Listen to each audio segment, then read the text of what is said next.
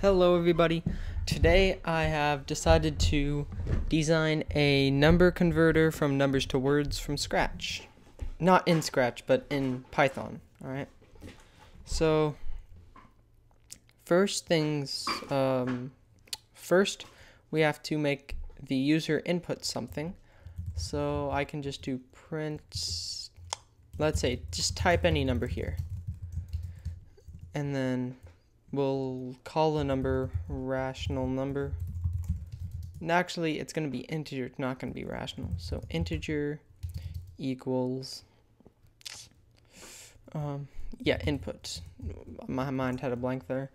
And now, once we did that, we actually need to check if what they put in is a number and it doesn't have any other symbols in it. So we'll do while not integer dot is digit. I always forget my colons, but we'll do that, and we'll do print only numbers are allowed, exclamation point, and now we can just do the input again, and integer equals input, and that's it. So now we can do the dictionaries. I will type the dictionaries and I will come back when I'm finished with the dictionaries. Alright, so those are the dictionaries. Took a bit to type, but anyways, I'll explain it right now. The ones is just 0 is null because we don't want 0 to be exclaimed as 0 unless it's only 0. It's not like we say 20 as 20. Maybe we should, but we don't. Then the teens, 0 is 10, and that's because 10 through 19, they're kind of special cases when you compare them to all the other decades. Now the decades, 0 through 90, and we can skip 10 because, like I said, the teens are kind of special because they don't have a suffix and a prefix like 30 and 2 or 60 and 7. It's kind of weird. Like 11, that's not 1, 1. That's not 10, 1. Then we'll do hundreds, 0, null, and then we'll do everything else. And then the thousands, we need 3, 6, and 9, and that's just because, let's say you have 1,234, or let's make it a little better, 1,698. The comma is 3 away from the end, and that's 1,000. Let's say you did 973. Now the comma is 6 away from the end, so it's a million, and so on, like that. I like having space around where I'm writing. So now we need to write some variables. So the first variable will be called word, and that will just be an empty string. At the end, that string will be the actual word of the numbers. Next, I will do integer side equals integer, and that's because in the future, if I want to manipulate integer, I want to have the original number somewhere where I can go fetch it. Next, I'll do int length equals length of integer, and then that's pretty self-explanatory. And now I think that I have to put in another thing called integer change, and that will be equal to I could just do int change, but actually this is fine, and that will also be the length of integer. And what this will do is it will go down 3 every time. I will explain it on this line. So let's say you have a number like this.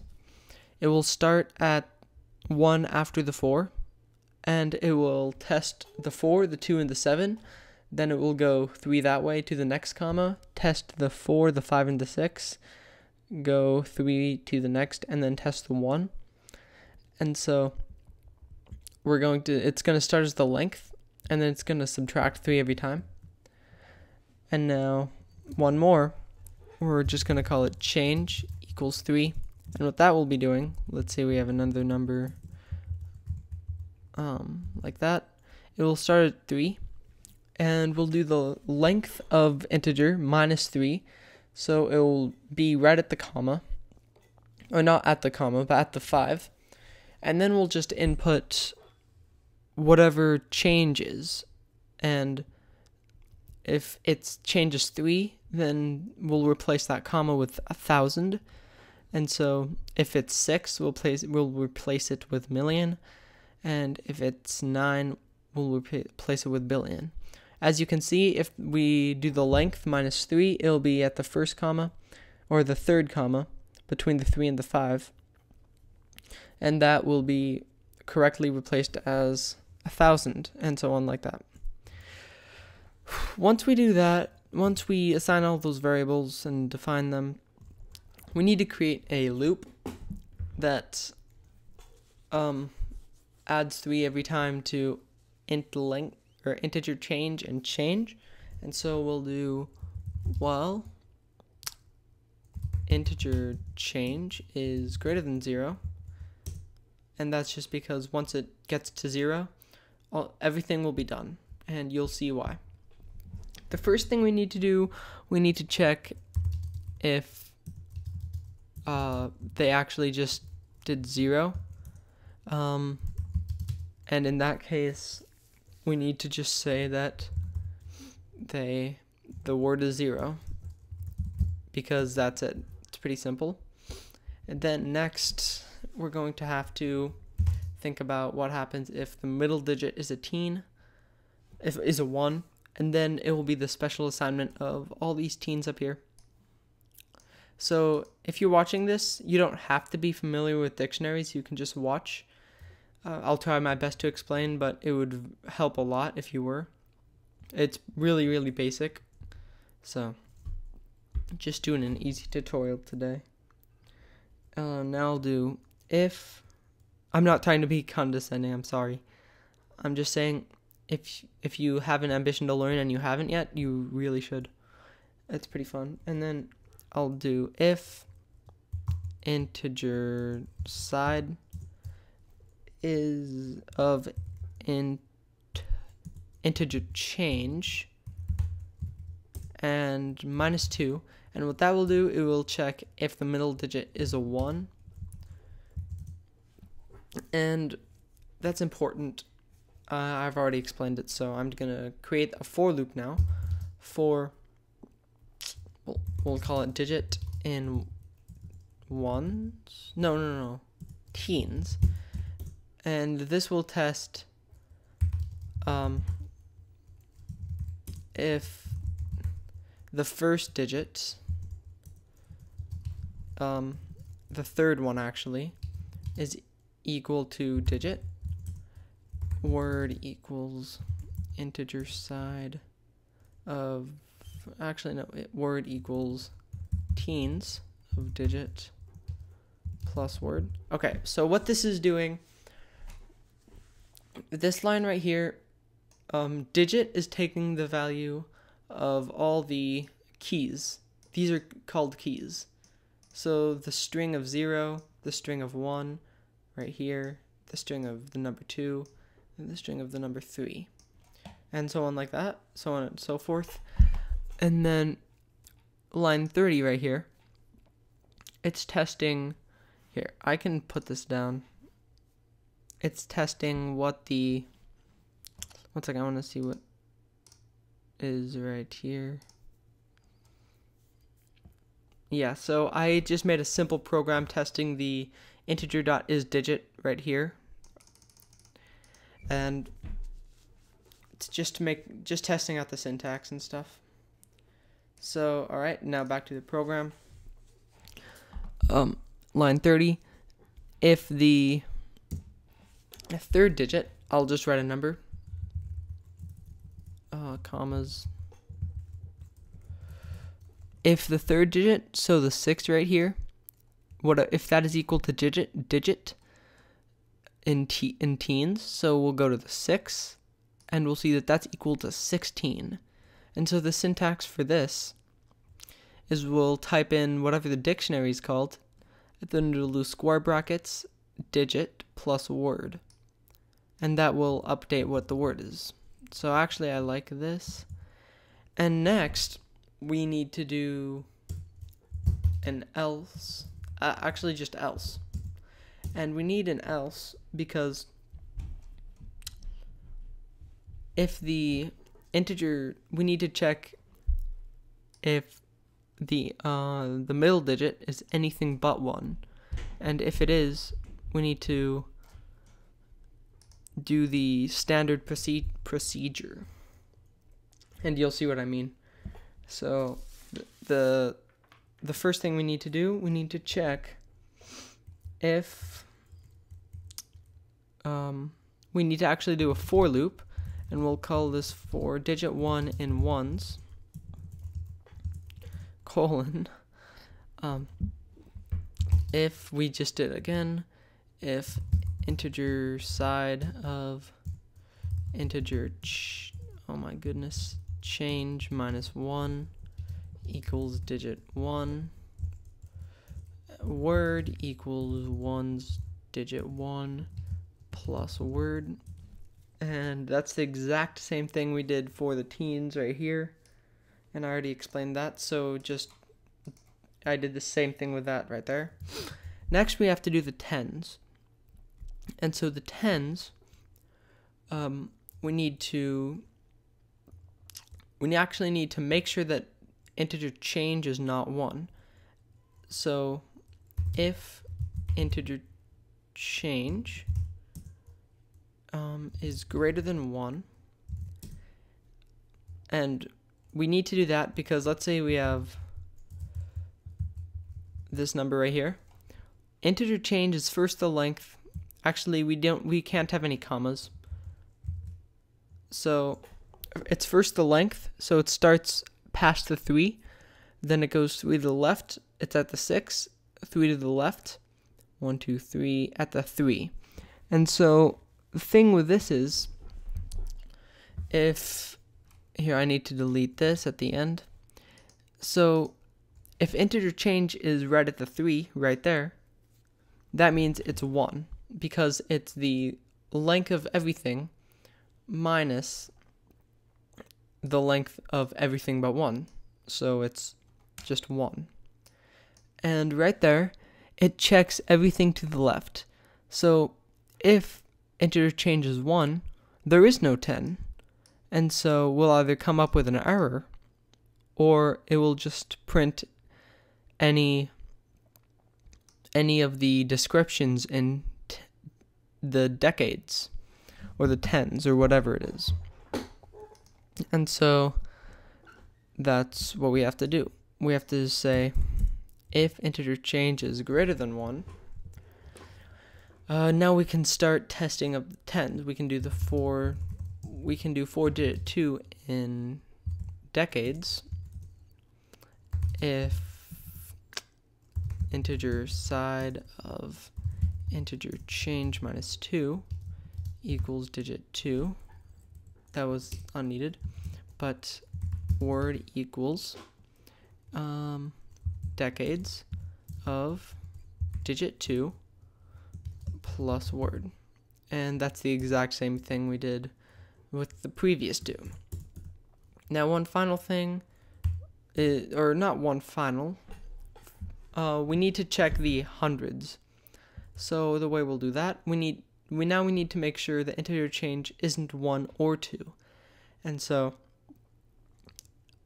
it's the same exact concept with the tens or the decades, just translated to 100. So it can't be 1 or 2 now.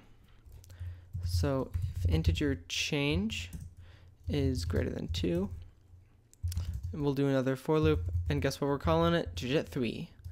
And hundreds, if integer side of integer change minus 3, that'll check the hundreds, equals digit 3. And we can do word equals hundreds digit 3 plus word. Alright, so now we have all the hundreds.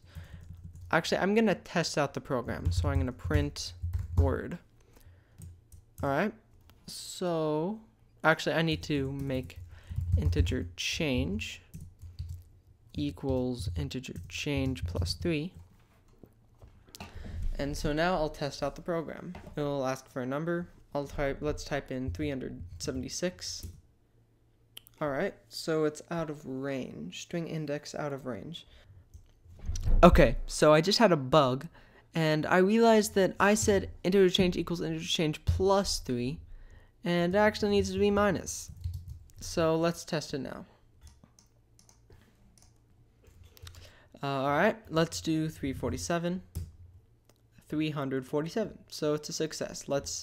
We can't do any thousands yet because we haven't gotten that far. But let's just see what happens. 1234. It will go 1, 234. And what that's doing, we'll insert the thousands later. And so this should be 238, 749, 132, 740. Yep.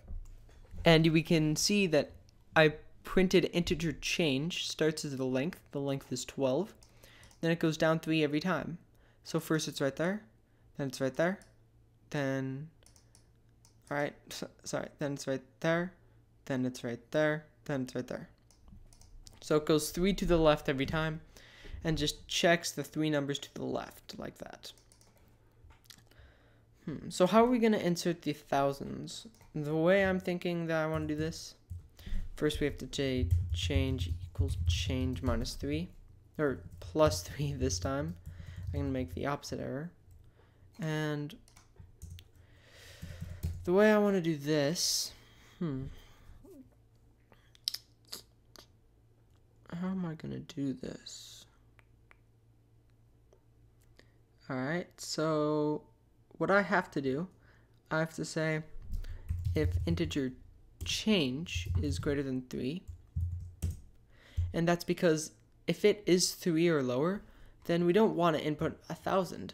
Let's say we have that number, and integer change is right at the 4. That means the integer change is 6 minus 3, which is 3. We don't want to insert 1 right here, because that would make it, the number would be, and I quote here, 1,120 or 1,123,432. And so that's just fixing that, or just making sure that doesn't happen. What's the error here? Indent, yeah, alright, whatever. Alright. So the way I'm thinking about this, I'm going to say word equals comma word, and then we have to put this into a string. And now we can do just change plus word, and I think we should be done. So what this line is doing right here, it's going through all of these and it's checking if integer side change. It's not checking anything actually. What it's doing is it's saying that the word equals whatever it is, 1,000, million, or billion, plus word. And whatever the change is, it starts at 3. And so it starts right. Let's say you have 3,455. It starts at 3, and the integer chain, and since it's 3, it will print it right there before printing the 3 at the left. And let's see how it works. It should work. If it doesn't, I will fix it. So let's just type in any number. 12 billion, because we can't do trillions. 782 million, or 782 million, 398,410. Alright, let's see. Oh yeah, I did commas. You can't do commas, so I'll do the same thing. 782, 398, 710, 12,782,398,710. Nice, it works. So, I'm not the greatest at explaining, so these things could be confusing, or I could be explaining too much, but either way, the program works. And I did do this before, like a few months before, but it was a little bit different. And so I'm just kind of revisiting it today. Alright, so now we can take this away, and let's try it again. Let's type in my name. It'll say only numbers are allowed. Type in a number, and it will do it. Awesome. So I could write a program that just adds like an infinite amount of these. So I could just type in 1,000 digits, but I'm not going to do that. So that's the video. Thanks for watching, and I hope you learned something.